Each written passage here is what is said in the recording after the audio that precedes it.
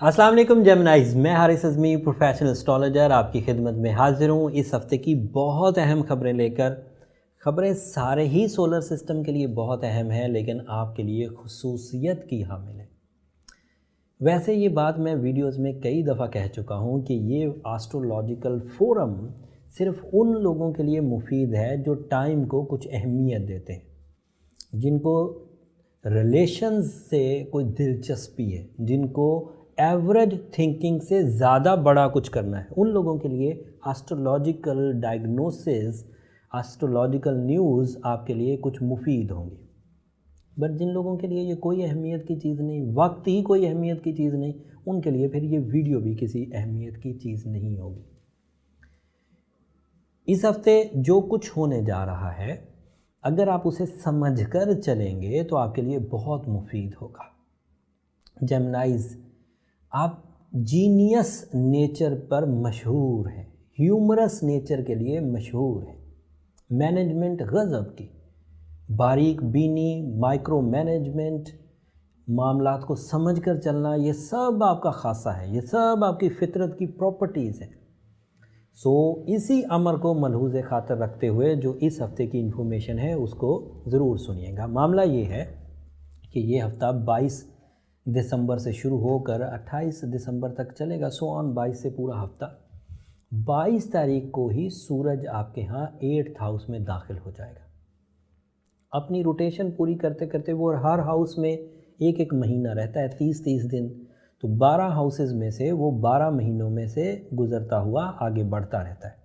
ये साल अब आखिरी दफ़ा वो 8वें घर में आया है और 8th हाउस में, 8th हाउस ही नाजुक तरीन घर होता है या कमज़ोर तरीन या थोड़ा ट्रबल मेकर हाउस है। अगर सूरज वहाँ पर पॉजिटिव हो, जैसा कि होता है पॉजिटिव अमूमी तौर पर, हर ही महीने पिछले जितने महीने गुजर के आए हैं वो पॉजिटिव ही था।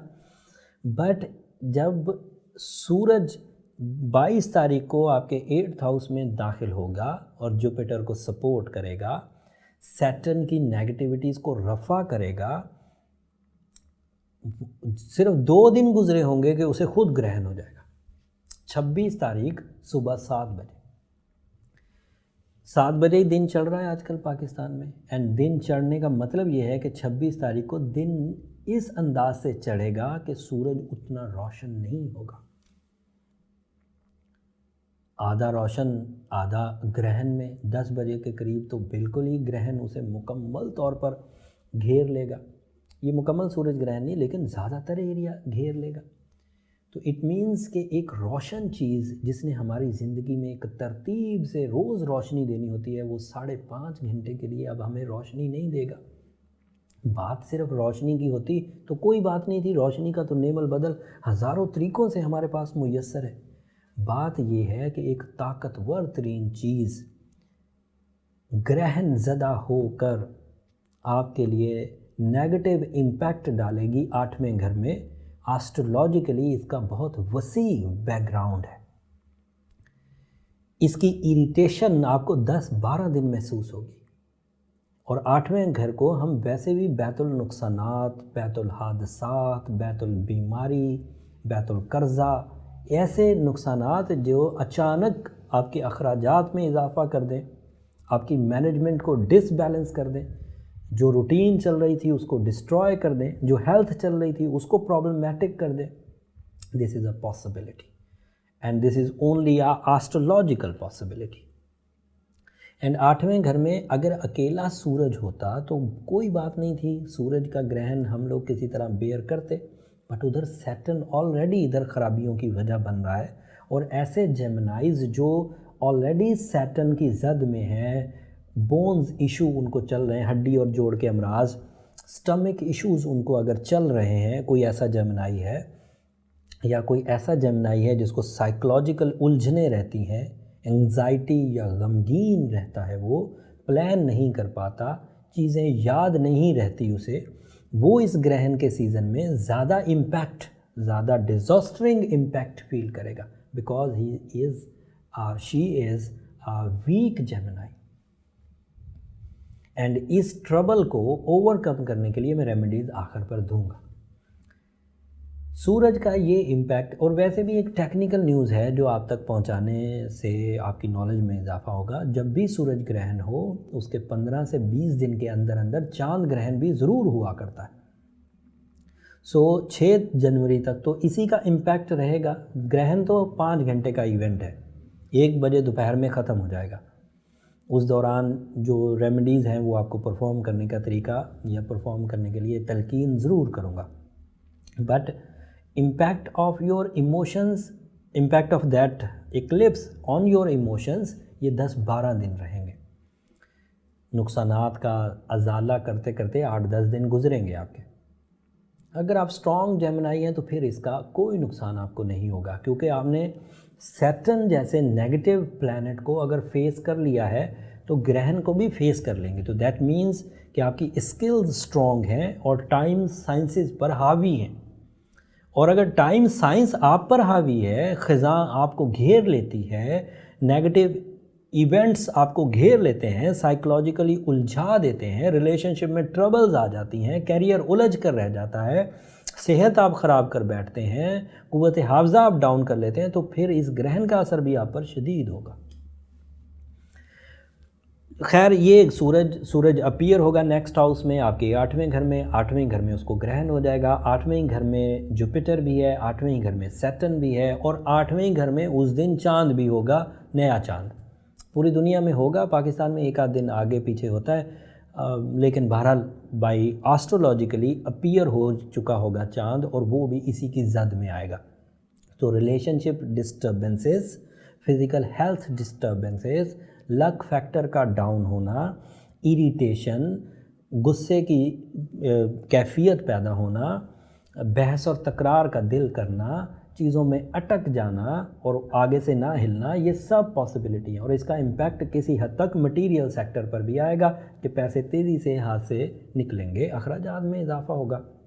बीमारी वाले जेमिनाइज़ जिनको किसी भी तरह का कोई आर्जा लाहक है वो ज़्यादा एहतियात बरतें और कोशिश करें कि अस्तगफिरुल्लाह रब्बी मिन कुल्ले ज़ंबे व अतूबु अलैह ज़रूर पढ़ें। इस्तग़फ़ार का एक तरीका है, बाकी अगर आप अपने ज़ुबान में किसी और तरह से इस्तग़फ़ार करना चाहें तो भी कर सकते हैं।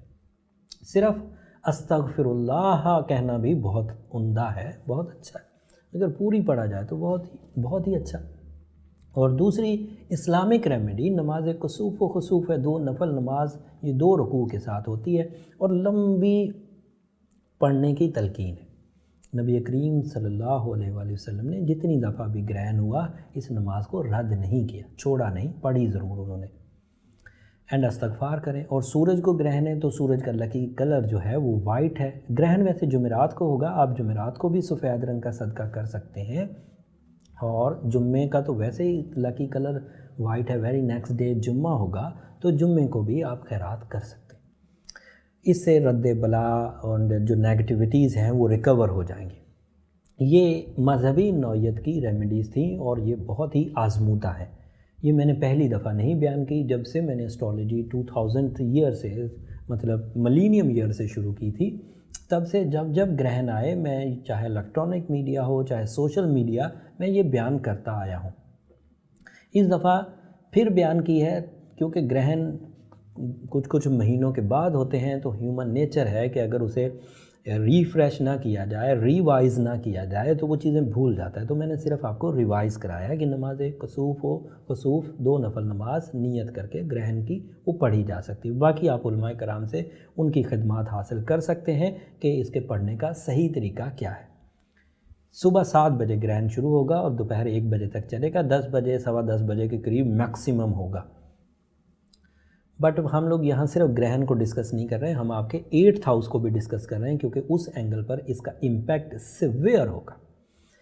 सो उम्मीद करता हूँ मेरी इस इंफॉर्मेशन से आपने कुछ ना कुछ नॉलेज ज़रूर हासिल की होगी।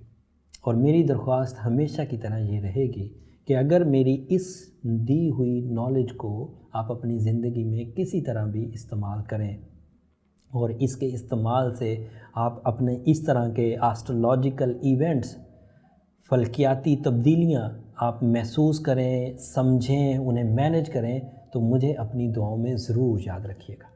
और कमेंट्स में ज़रूर बताइएगा कि ये वाली वीडियो आपको कैसी लगी या ये इन्फॉर्मेशन आपको कैसी लगी।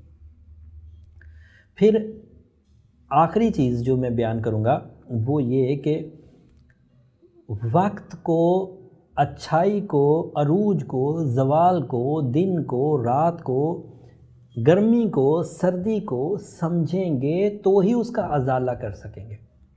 और जब एक दफ़ा कभी किसी चीज़ को समझ जाएंगे तो फिर एस्ट्रोलॉजर की ज़रूरत नहीं पड़ेगी, फिर आपका माइंड आपको खुद बता देगा कि चीज़ें ठीक चल रही हैं या गलत चल रही हैं। उम्मीद करता हूँ इस इन्फॉर्मेशन से आप इस हफ़्ते के इस बड़े इवेंट के अच्छे डिसीजंस लेंगे और मुझे भी अपनी दुआओं में ज़रूर याद रखेंगे। आखिर में मेरी दूसरी दरख्वास्त के चैनल को ज़रूर सब्सक्राइब कर लीजिएगा। आपकी ये सब्सक्रिप्शन वाली मोहब्बत हमारे लिए बहुत बड़ा ऑनर है और हमारी कामयाबी की वजह भी है।